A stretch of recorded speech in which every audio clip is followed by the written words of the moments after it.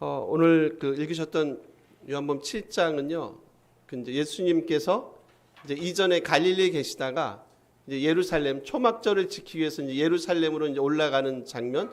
거기서 유대인의 논쟁도 벌어지고, 여러분 일단 저희가 뒤에 다시 볼 거예요. 근데 초막절은 크게 두 가지의 아주 중요한 상징성을 띠는 게 있어요. 그게 뭐냐면 물에 관한 거예요. 물. 그래서 내가 이제 살아있는 물 생수다라고 말씀하고요. 그다음 빛에 관한 거, 그러니까 물과 빛에 관한 말씀을 사실상 전하세요. 그걸 통해서 예수님의 정체성을 드러냅니다. 이분이 누구신지에 대한 것들을 자세하게 드러내세요.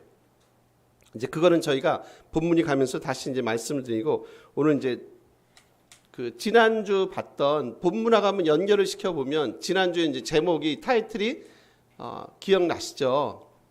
너희도 가려느냐란 타이틀이었어요. 그리고 저희가 이제 중후반 뒤에 오면서 여러분 제자들의 많은 사람들이 예수님을 떠났다고 얘기하죠.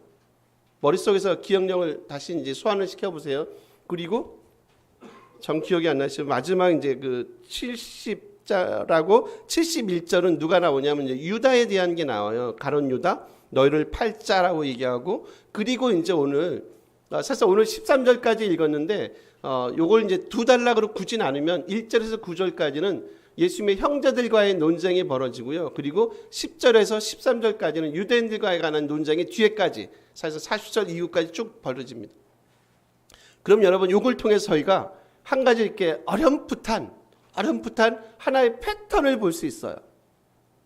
보세요. 여기 앞에 제자들 중에 많은 사람이 주님을 떠났다고 얘기했어요. 그리고 바로 70, 71절입니다. 6장이세요. 거기 누가 등장이 됩니까? 가룟 유다가 등장이 돼요. 그리고 오늘 말씀한 대로 1절에서 9절까지 누구하고 지금 예수께서 지금 논쟁을 벌이냐면 가족들, 형제들이세요. 갈수록 어떻습니까? 느낌이 갈수록 이게 되게 친밀감이 더 더해가죠. 제자들 중에 많은 사람들, 12제자 중에 한 명 가룟 유다, 그리고 다시 오늘 7장이에요. 다시 형제들과의 논쟁이 벌어지고, 역시 형제들도 마찬가지죠. 많은 떠났던 제자들처럼 가룟 유다처럼 형제들도 역시 지금 누구를 이해하지 못하고 있나요? 주님을 이해하지 못하는 내용을 지금 9절까지 소개하고 있다는 거죠. 여러분 이걸 통해서 여러분 뭘 느끼세요? 저는 뭘 보냐면 이게 물리적인 거리 있잖아요, 여러분. 물리적인 거리가 일단 무슨 거리는 아니에요. 이게 영적인 거리는 아니시죠. 제자들만 해도 그렇게 멀리 있는 무리들하고는 좀 구분이 되잖아요. 그렇죠?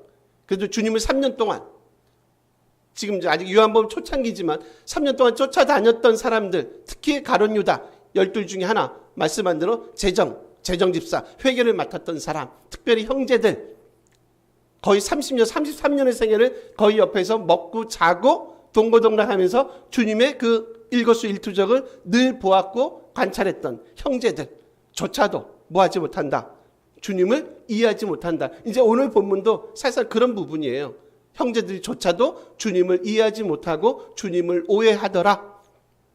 이걸 통해서 사실상 요한 기자가, 저자가 우리에게 전해주는 중요한 메시지는 뭐라고요? 여러분 물리적인 거리가, 그리고 물리적으로 여러분이 드려지는 그 예배의 횟수가 꼭 영적인 거리하고 일치하는 것은 아닙니다라는 메시지를 주지 않습니까? 저희가 좀 이런 성경의 음성을 좀 들었으면 좋겠다라는 생각이 많이 드는 게 이제 그런 부분이에요. 그래서 제가 이제 뭐 다 안타깝죠. 뭐 저희들도 그렇고 여러분도 다 안타깝죠. 제가 이제 늘 듣는 이제 그 방송이 오늘 아침에 주로 이제 나오는데, 여러분 2050년 지금 기독교 프로테이지가 한 16%밖에 안 된대요. 지금 그러니까 20%가 안 된 지는 벌써 오래된 거 아시죠? 제가 지난주에도 말씀했죠. 총회가 되면 인원 보고가 이제 올라온대요. 근데 아직 저희 합동층은 아직 제가 알기로는 총회는 안 한 걸로 알거든요. 근데 이미 했던 교단들도 있는데 이렇게 자기들 이제 예측을 하는데 지금 저희가 거의 한 16%, 16% 그리고 이게 2020이 아니죠. 2050년 한 이제 25년쯤 남은 거예요. 그쯤 되면 거의 한 11% 정도 떨어지지 않을까라고 예측을 한대요. 아이씨 뭐 5%인데 5%가 몇 명입니까, 여러분? A 5%가 아니죠, 여러분. 그러면 이제 시간이 가다 보면 그러면 이제 갈수록 어떻든 자꾸 기독교는 이제 감소가 되는 거잖아요. 그럼 25년 후에 한 5%가 떨어진다라고 보면 그리고 지나서 또 25년 후가 되면 어떻게 하실 겁니까? 2075년에는 그 몇 프로 남아요? 100년에는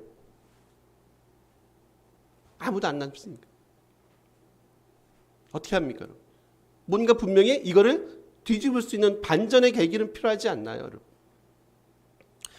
벌써 시간이 가면 우리의 기독교 역사가 여러분 길어지는 거잖아요. 지금 거의 140년이라고 얘기했잖아요. 그럼 25년 후가 되면 어떻게 돼요? 거의 170년이 돼가는 거잖아요. 그럼 여러분 상식적으로 생각을 해보세요. 기독교 역사가 길어지면 길어질수록 당연히 이 땅에는 하나님의 나라가 그리고 하나님의 통치가 훨씬 더 깊어지고 훨씬 더 농도가 짙어지는 게 맞는 거 아닌가요? 근데 오늘 본문을 통해서 볼 때는 제가 보니까 그렇지 않을 수 있겠다라는 생각이 드는 거죠. 많은 제자들이 떠나가고 심지어 핵심 제자도 떠나가고 심지어는 누구까지요? 형제들까지도 오해했던 부분들. 야, 이거 어떻게 하지? 분명히 우리 주일학교 믿음의 눈을 여는 거 필요하다. 영적인 눈이 열려지는 게 필요하다. 영적인 인식들 있잖아요. 하나님에 대한, 주님에 대한 올바른 태도들. 여러분 한번 4절을 한번 가보세요.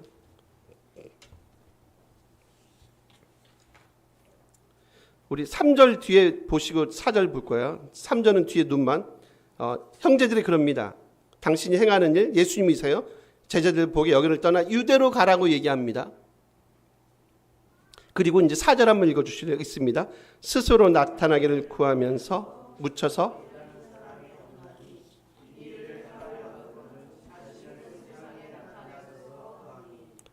여러분 지금 예수님께서 이전에 저희가 6장에서 예수님은 지금 무슨 절기 때 지금 그런 오병이어 사건을 행했나요? 6월절이세요. 그리고 지금 초막절이잖아요. 그러면 거의 기간이 얼마 되냐면 거의 6개월 후가 됩니다. 그러니까 6장의 지금 시간과 7장의 시간이 6개월이 간격이 벌어지는 거예요. 중간에 또 뭐가 들어가요? 오순절 들어가죠. 그리고 이제 초막절이잖아요. 6월절, 오순절, 초막절이잖아요. 요게 거리가 시간이 거의 6개월이에요. 그럼 이제 6개월의 시간이 지난 겁니다. 지금 예수님의 형제들이 뭐라 그럽니까? 당신이 여기를 떠나 유대로 가소서라고 얘기해요. 그리고 왜 당신을 묻혀 일합니까? 당신을 드러내세요. 이제 이런 거죠. 예수님이 엄청난 일들을 행하시잖아요. 뭐 오병의 사건도 그렇고 무리를 거리는 사건도 그렇고 이걸 알 거 아닙니까? 그러니까 형제들은 그런 거예요. 우리가 당신의 능력을 아는데 왜 당신은 이 촌구석에 갈릴리잖아요. 이 촌구석에서만 박혀서 왜 당신을 세상에 드러내지 않습니까? 라는 내용이 지금 3절과 4절의 내용이에요. 그러면서 당신을 세상에 드러내시오 라고 얘기하는 거예요. 여러분 이게 어떻게 들리세요? 이런 소위 말하는 형님을 향한 혈통적인 예수님을 향한 이런 권유가 여러분 맞다고 생각하세요? 왜 당신은 이곳에만 있습니까? 갈릴리에만 있습니까? 유대 예루살렘으로 가시오. 이제 초막절이니까 얼마나 많은 사람들이 그곳에 모여들겠습니까? 너무 기회가 좋은 것 같습니다. 가서 당신이 누군지를 보여주시오. 라고 하는 저는 이 음성이 여러분 많이 예수님 사역 초기에 많이 익숙한 누구의 음성과 마치 비슷하지 않으세요? 누구의 음성으로 들려지지 않으십니까? 안 들리시나요? 저는 누구의 음성 같냐면 여러분 예수님께서 처음에 사역을 하시기 전에 가장 먼저 받았던 그렇죠. 감사합니다. 시험이 있어요. 사단의 시험이 있죠. 3번에 거친 사단의 시험이 있잖아요. 이 돌을 죄송합니다.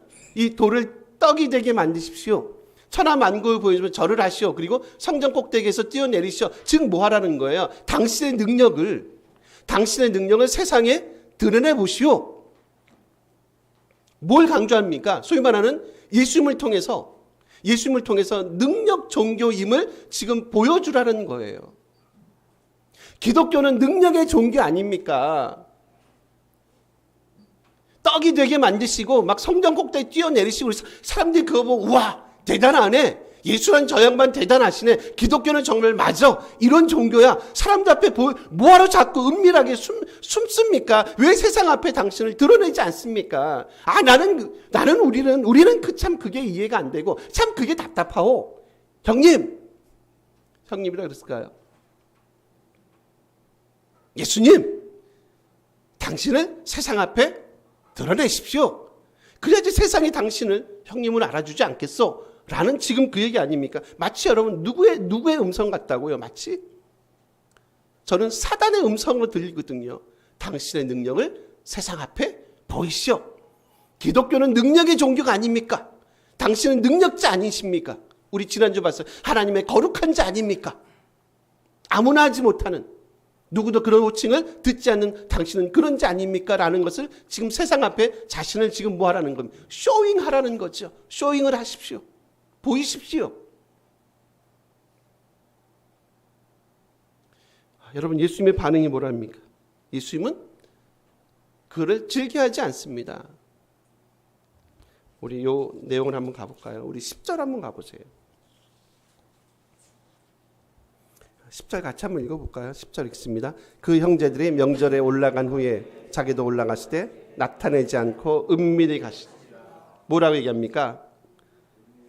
은밀히 가시잖아요. 그러니까 지금 가족들의 요구는 뭐라고요? 당신을 드러내고 소위 말하는 뻑적지근하게 한번 올라가서 당신의 능력을, 당신의 그 기적들을 한번 사람들 앞에 한번 쇼잉 하십시오. 그러면 사람들이 기겁을 할 겁니다. 와, 세상에 우리가 많이 봤지만 이 정도는 처음인데 얼마나 좋습니까? 얼마나 좋습니까?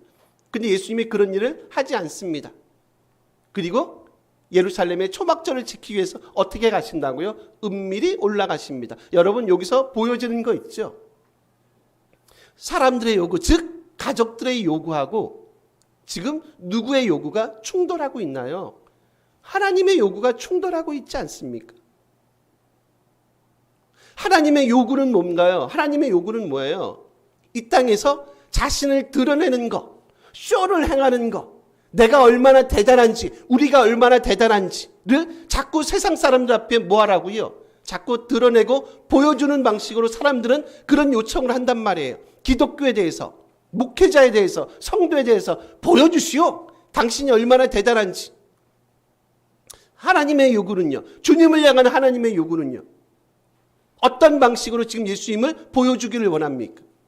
어떤 방식으로요? 당신이 이 땅에서 십자가에 달려 죽으시는 방식으로. 근데 아직 뭐는 아니세요. 아직 제가 이제 다시 이따 확인할 겁니다. 아직 무슨 때는 아니라고 얘기합니까? 주님의 때는 아니죠. 여러분, 왜 아직 주님의 때가 아니죠?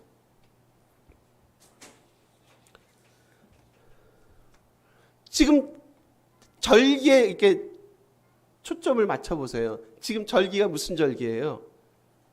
초막절. 주님은 언제 돌아가세요? 6월절. 그죠? 6월절 어린 양의 그 내용을 성취하기 위해서 주님이 돌아가시는 시점은 6월절이세요. 분명히 지금 아직 초막절에 주님이 돌아가시는 거 아닙니다. 여러분, 이 두 개의 상충되는 내용을 한번 생각해 보세요. 사람들의 요구, 그리고 누구의 요구요? 형제들의 요구. 그리고 하나님의 요구, 그리고 주님의 요구. 여전히 지금 이 땅에 많은 사람들은 자기를 보여주는데 되게 많이 급급해요.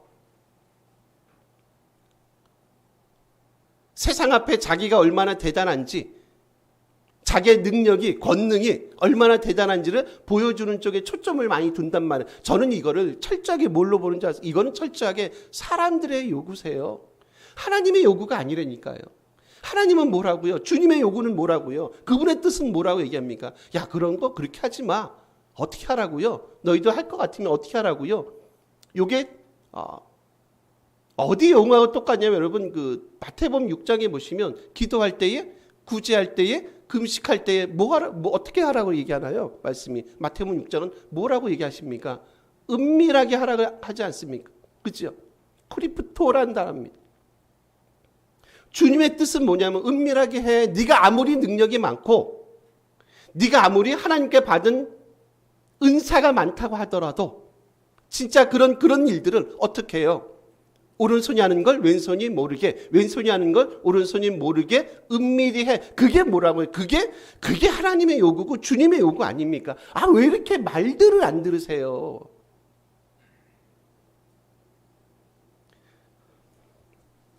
제가 그래요. 그냥 잠깐만요. 신목사 말은 안 들으셔도 상관은 없어요.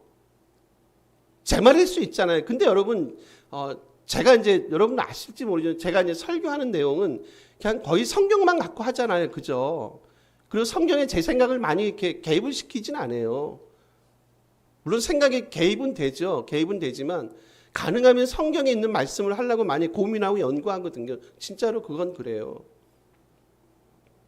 제 말은 안 들어도 상관없어요. 혹시 그게 인간의 말일 수 있으니까, 인간의 자기 자랑일 수 있고 인간의 자기 요청일 수 있으니까 제 말은 그래도 많이 안 들어도 상관없어요. 근데 저는 말씀이 드리고 싶은 게 여러분 성경의 말씀을 들어야, 그렇지 않습니다. 성경의 말씀을 들어라. 하나님의 말씀을 좀 들어야 되지 않습니까? 지금 오늘 본문이 뭐라고 얘기한다고요? 자기를 자꾸 보여주는 것을, 성경은 그걸 원하지 않는단 말이에요. 쇼잉하지 말라고요. 은밀에 올라가라고 얘기하잖아요. 여러분 그 이유를 제가 지금 설명을 다시 한번 드려볼게요. 5절 가보세요.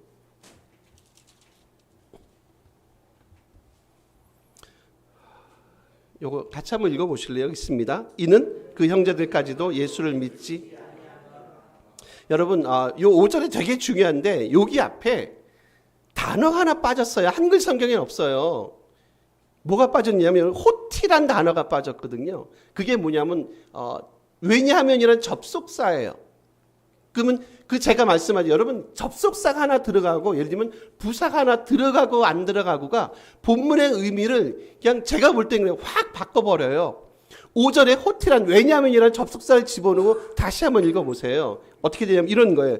왜냐하면 이는 그 형제들까지도 예수를 믿지 아니함이로라.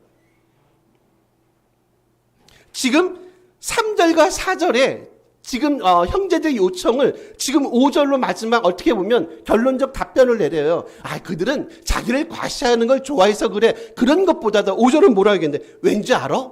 왜냐하면 그 형제들까지도 뭐 한다고요? 예수를 믿지 않는다. 근데 여기에요. 사실 이 단어 믿지 않는다는 단어 자체도 뭘로 쓰냐면 미완료 시제를 써요. 미완료 뭔지 아세요? 에피스투손입니다.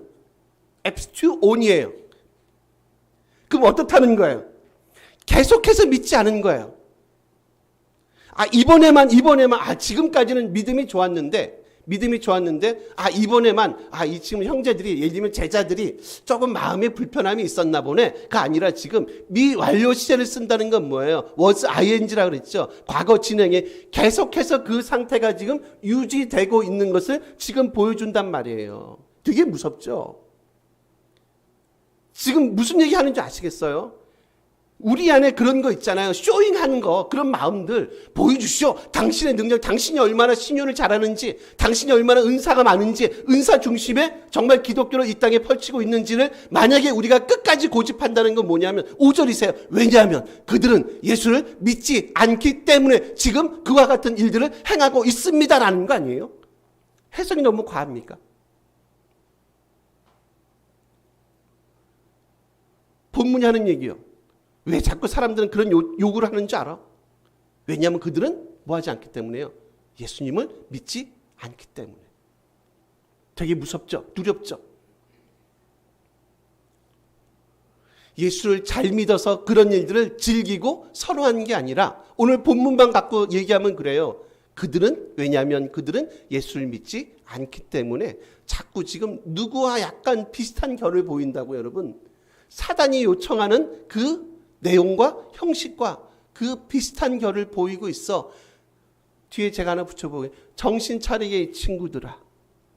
정신 차리게. 왜 자꾸 사람들의 요구에 사람들의 요청에만 너희들은 자꾸 귀를 기울이는가? 하나님의 요구에는 왜 우리가 귀를 닫아버리는가?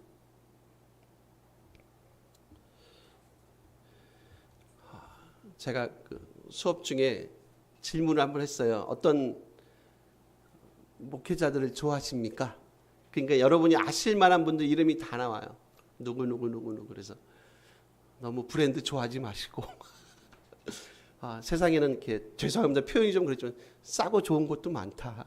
우리 눈에 드러나지 않지만 진짜 이렇게 초야에 묻혀 사실상 그 믿음의 고수들이 많거든요. 드러는 나지 않지만 숨어있는 믿음의 고수들이 많다고요. 근데 그런 분 특색 아시죠, 여러분? 진짜 하나님 나라를 위해서 하나님의 백성들 위해서 진짜 평생을 수고하는 그런 좋은 목회자들도 많단 말이에요. 근데 그분들의 특징이 있어요. 뭔지 아시죠? 그분은 뭐 하기 싫어해요. 그분들은 별로 이렇게 드러나는 걸 좋아하지 않는 것 같아요. 믿음의 고수들이 많습니다. 근데 사람들은 이제 그런 데만 많이 열광한단 말이에요. 드러나는 거, 보여주는 거, 그들이 하는 설교들, 그들이 하는 그런 액션들, 은사, 신유 같은 것들. 그러지 마라. 보이는 게 다가 아니다.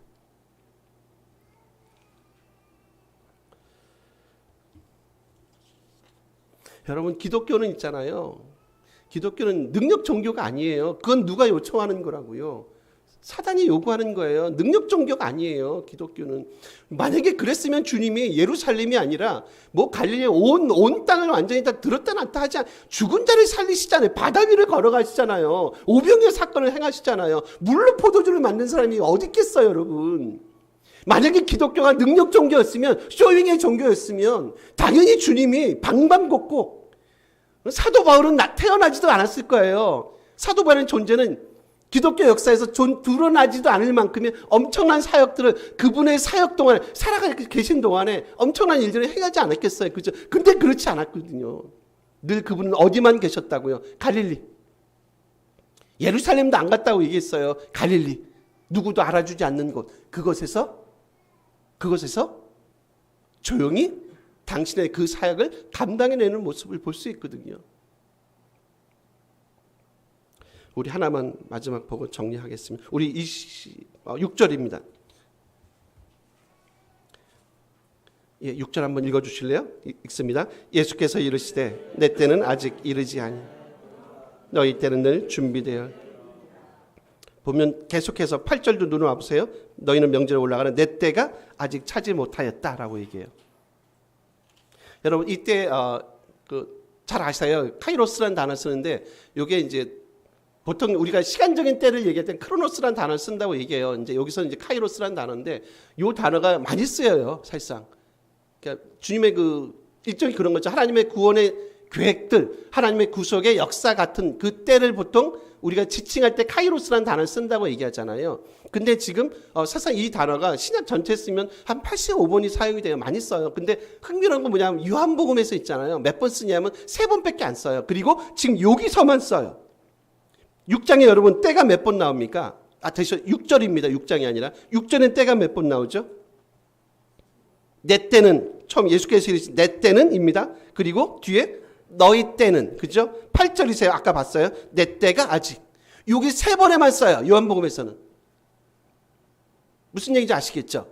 이 때란 카이로스라는 단어는 뭘 보여준다는 거예요? 하나님의 이 땅을 향한 놀라운 구속의 역사, 하나님의 계획 등을 표현할 때 쓰는 게 지금 때란 단어, 카이로스란 단어예요. 여러분 이거를 앞에 하고 한번 비교를 해보세요. 앞에 지금 형제들이 요청했던 그 요청과 지금 하나님의 요청을 한번 비교를 해보세요. 사람들의 요청은 뭐라고요? 지금 당신의 그 능력을 보여주시오 라는 거고, 지금 주님의 때는요, 주님의 때는 뭐예요? 그분의 때는 뭡니까? 그분이 보여주고 싶은 건 뭐예요? 이 세상을 향해서 주님이 보여주고 싶은 건 뭐예요? 하나님이, 저는 그런 생각이, 하나님이 세상을 너무너무 사랑하셨다. 내가 십자가의 그 죽음과 그 사랑 외에는 내가 너희에게 보여줄 게 없어. 그래서 여러분, 저는 6절이 지금 저희가 오늘 읽었던 본문 가운데 딱 들어가 있잖아요. 아마 이런 대비를 좀 이루고 싶어서 6절을 요 대비를 이루고 싶어서 지금 6절을 이렇게 여기에 딱 위치시키고 있는 거 아닌가 하는 생각이 들어요. 하나님의 시간은, 하나님의 의도는 사람들에게 능력을 보이는 게 아니라 주님을 통해서 그분의 때, 하나님의 때, 주님의 때, 즉 뭐요? 이 땅을 향한 하나님의 놀라운 구원과 구속의 그 생각들, 의지들, 그것들을 보여주는 게 어떻게 보면 하나님의 유일한 의도이고 하나님의 유일한 뜻임을 보여준다라는 거예요. 그 외에 무엇이 더 필요하겠느냐라는 거예요. 왜 허망한 곳에, 허망함이 우리 마음을 여러분 자꾸 내어놓냐는 거예요. 허망한 게 뭔지 아세요, 여러분? 허망하다는 생각이 허망합니다 라고 얘기할 때 허망함이 뭔지 아세요? 그거 우상숭배라고 얘기해요. 마타이오스, 우상숭배입니다. 우상숭배. 우리가 이게 쇼잉 하십시오 라는 게 단순히 이렇게 보여기를 좋아하고 이렇게 드러내는 걸 좋아, 그런 얘기 정도로 하는 게 아니라 사실상 그 이면에는 뭐예요? 거기에는 뭐가 있다는 거예요? 하나님 외에 다른 것을 섬기려고 하는 사실상 우상숭배적인 마음이 우리들 마음에, 그들의 마음에 있는 거예요. 말씀을 정리할게요, 여러분. 오늘 우리에게 주신 지금 이 땅에서요. 지금 이 땅에서 지금 삶이 얼마나 귀중하고 소중한지, 지금 이것을 통해서 하나님은 예수님을 통해서 우리에게 놀라운 쇼잉을 보여주는 게 아니라 우리에게 놀라운 당신의 구속의 역사를 우리에게 보여주고 있다는 거예요. 여러분, 그 현재란 영어 단어가 있어요. 프레젠이라고 얘기하죠. 프레젠트. 그 단어가 또 다른 뜻이 있는 걸 알죠. 제가 물어보진 않겠습니다, 선생님한테. 우리 선물이란 단어가 있어요. 그 두 개를 같이 한번 생각해 보세요. 그래서 제가 이걸 한번 같이 엮어봤어요. 현재는, 감사합니다, 현재는 선물이다. 유대인들은 무슨 영광 속에 살아갑니까? 유대인들은 늘 무슨 영광 속에 살아갔나요? 과거에 출애굽 때 우리 조상님들이 과거에 찬란한 이스라엘 문화가, 역사가, 군사가 늘 어디에 갇혀 살았던, 늘 과거에 삶에 매몰돼 살았던 사람들이 어떻게 보면 누굽니까? 유대인들. 그렇지 않습니다. 오늘 우리에게 구원을 허락하시는 그 하나님의 놀라운 구원, 그 현재는 우리에게 있어 뭐라고요? 이건 엄청난 축복의 선물임을 보셔야 해요. 그래야지 우리 삶이 조금은 달라질 수 있지 않겠습니까? 초막절 절기입니다. 우리에게 진정한 생수를 주시고 우리에게 진정한 빛을 주셨던 그 주님 바라보시면서 오늘도 우리에게 허락된 이 현재라는 선물을 감사함으로 잘 감당해내는 그런 은혜가 우리 가운데 있기를, 이 공동체 가운데 있기를 간절히 기대하고 소원합니다. 우리 같이 한번 기도했으면 좋겠습니다. 하나님 아버지,